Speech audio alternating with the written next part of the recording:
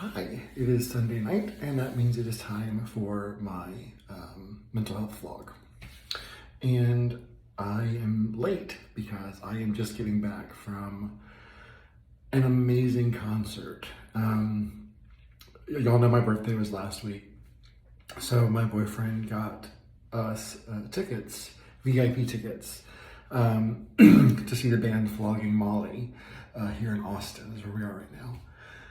And a bucket list item of mine is to see Flogging Molly live on St. Patrick's Day in Ireland, which they do every now and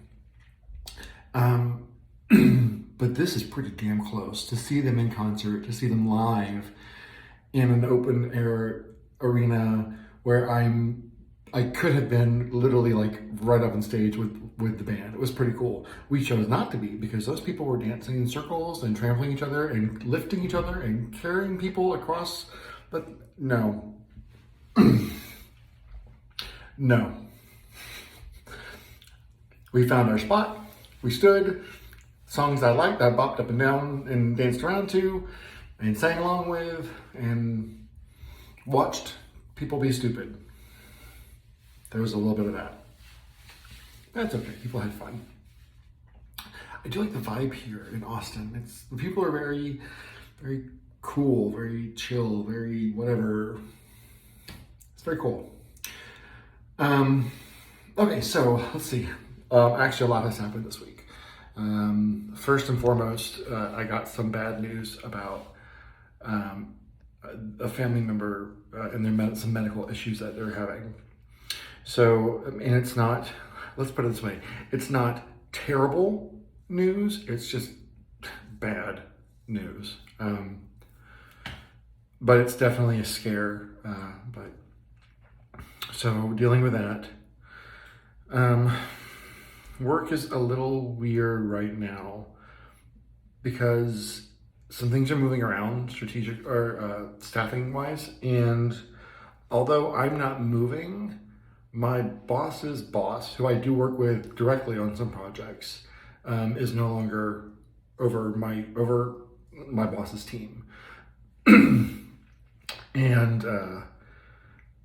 the person that we're getting is somebody I've kind of worked with before, but not a lot. So I don't know a lot about her, but I don't know how or if. I'm sure that will impact what I do somehow, but I just don't really know how yet. And to be fair, no one ever knows how these things are going to go. No one ever knows what's going to happen. If we knew what was going to happen, life would not be interesting.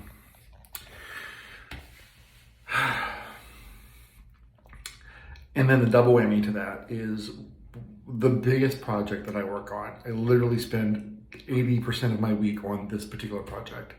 I have worked with the same developer on this project, and we talk daily.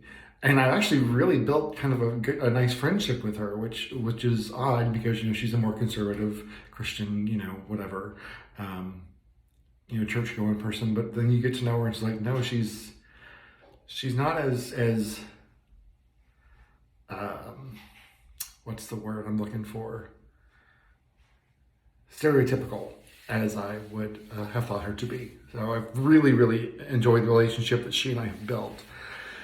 And I found out last week that she's being taken off the project. So I'm going to be starting to work with a new developer. So I've got to build that relationship all over again. And that kind of sucks. I'm not a huge fan of change, but I usually roll with it. What choice do you have? You dig your feet in, you're just gonna get buried. So you go with it. And I'm not super thrilled, because the possibility of something bad happening is never 0%. Never. This can of pomade could kill you, because it's not 100% certain that it will never kill you. There's a 1% chance it could kill you. The possibility is never 0. That's the point. That's funny. Anyway.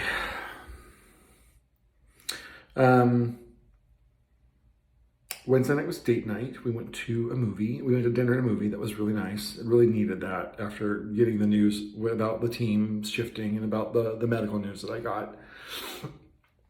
I mean, the movie wasn't amazing. It was not my genre of movie really, but it was good. Popcorn, social, just being out with my boyfriend. That's what date nights are about. Thursday had my meeting where the theme was recovery is a wheel, where you have highs and you have lows, and they're always moving toward the next thing. If you're down in the crap, you're going to get spun out and you're going to get put back on top. Just kind of that was the theme of the topic. All I could think about when the person described what the topic was is I remembered when I was riding my bike on Burnside Island. Whenever I ran through mud and I pedaled the bike, the back tire would fling the mud on the back of my shirt, which sucked because sometimes somebody else had to point that out to me. But it was kind of like, I get it, you can get stuck in some shit, and you can pedal away really fast, and some of that shit can still get stuck to your back. But that means it's behind you.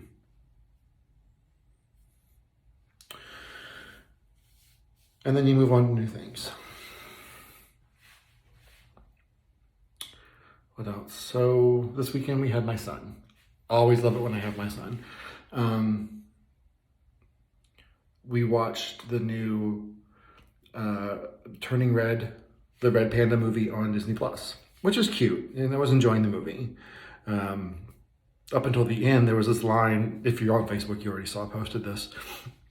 There's a line from the daughter to the mother where she's like, I'm 13 years old, I'm changing, and I'm scared it's gonna pull me away from you. And the mother responds with, me too. Oh my God, y'all, oh my God. Gut punch. I'm sitting there next to my son, watching this movie, trying not to, bawl, tears in front of him. I don't mind crying in front of him, but I don't want to do it all the time because I know I'm an emotional person. But anyway, so I was crying, and then later that evening, because we were trying to get him to get ready for bedtime, he is a master at procrastination. I always wonder if I was that good at it. Damn, he's amazing at it. He had caught me crying because I was crying a little more after he went to bed because he came out of bed, of course. And he's like, what's wrong? I'm like, it's okay, buddy, I'm good. He's like, no, what's wrong? I'm like, do you really want me to tell you? Because I have no problem being honest with my son. I have no problem talking about emotions. I think more parents should talk about emotions with their kids. Not in such a way that adds a level of burden on them, but in such a that they feel guilty, but in such a way that they learn it's okay to have the feelings and to work through them, and it's okay to show the feelings, and it's okay to have reactions to feelings, because it's also important for them to know what reactions to feelings are good and what reactions to feelings are bad. So anyway, I have no problem being completely and totally honest with him. And I told him about the scene in the movie. I told him that, I always, raising a child is the most rewarding and painful thing at the exact same time. That's the only way I can describe it. And it's hard to watch him grow up. And I'm sure my mom is watching this right now going, I get it.